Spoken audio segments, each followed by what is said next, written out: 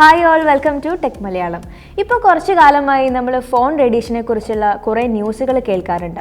Tech മലയാളത്തിലും അങ്ങനെ ഒരു വീഡിയോ ചെയ്തിട്ടുണ്ടായിരുന്നു. റേഡിയേഷൻ കൂടുതലുള്ള ഫോൺസും അതേപോലെ കുറഞ്ഞ ഫോൺസും.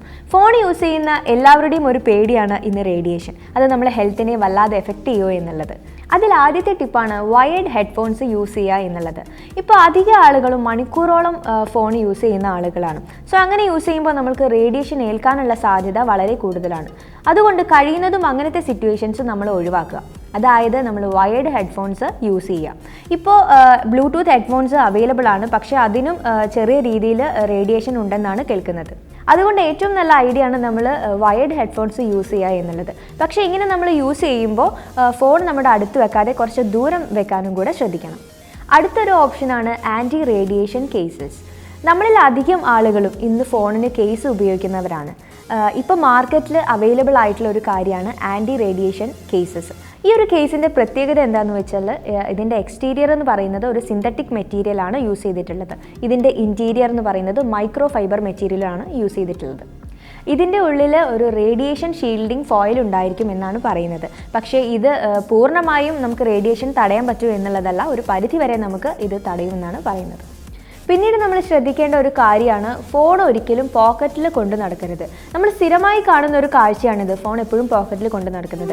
പക്ഷേ ഇങ്ങനെ ചെയ്യുന്നതുകൊണ്ടുള്ളൊരു പ്രശ്നം എന്താണെന്ന് വെച്ചാൽ ഫുൾ ടൈം ഇങ്ങനെ ഫോൺ നമ്മൾ യൂസ് ചെയ്തിട്ടില്ലെങ്കിലും പോക്കറ്റിൽ കൊണ്ട് നടക്കുമ്പോൾ നമ്മുടെ ബോഡിയായിട്ട് എപ്പോഴും അത് ടച്ച് ചെയ്തുകൊണ്ടിരിക്കും. അപ്പോൾ നമുക്ക് റേഡിയേഷൻ എപ്പോഴും ഏറ്റുകൊണ്ടിരിക്കാനുള്ള സാധ്യത വളരെ കൂടുതലാണ്.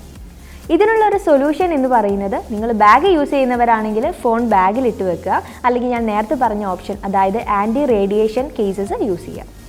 അടുത്തതായി നമ്മൾ ശ്രദ്ധിക്കേണ്ട വളരെ ഇമ്പോർട്ടൻ്റ് ആയിട്ടുള്ള ഒരു കാര്യമാണ് റേഞ്ച് ഇല്ലാത്ത സമയത്ത് നമ്മൾ ഫോൺ യൂസ് ചെയ്യാതിരിക്കുക എന്നുള്ളത്. നമ്മുടെ ഫോണിൽ നിന്ന് ഏറ്റവും കൂടുതൽ റേഡിയേഷൻ എമിറ്റ് ചെയ്യുന്ന ഒരു ടൈം എന്ന് പറയുന്നതാണ് ഇത് റേഞ്ച് ഇല്ലാത്ത സ്ഥലത്ത് നിന്നും നമ്മൾ ഫോൺ യൂസ് ചെയ്യുന്ന ടൈം. ഇപ്പോൾ നമ്മൾ ലിഫ്റ്റിനകത്ത് കയറി കഴിഞ്ഞാൽ നമുക്ക് റേഞ്ച് കിട്ടില്ല. അതേപോലെ തന്നെയാണ് നമ്മൾ ബേസ്മെൻറ്റിലായാലും നമുക്ക് റേഞ്ച് കിട്ടാറില്ല. സോ അങ്ങനത്തെ ടൈമിൽ നിങ്ങൾ ഫോൺ യൂസ് ചെയ്യാതിരിക്കുക. എന്നിട്ട് പുറത്ത് വന്നതിന് ശേഷം റേഞ്ച് കിട്ടിയിട്ട് നിങ്ങൾ ഫോൺ യൂസ് ചെയ്യുക.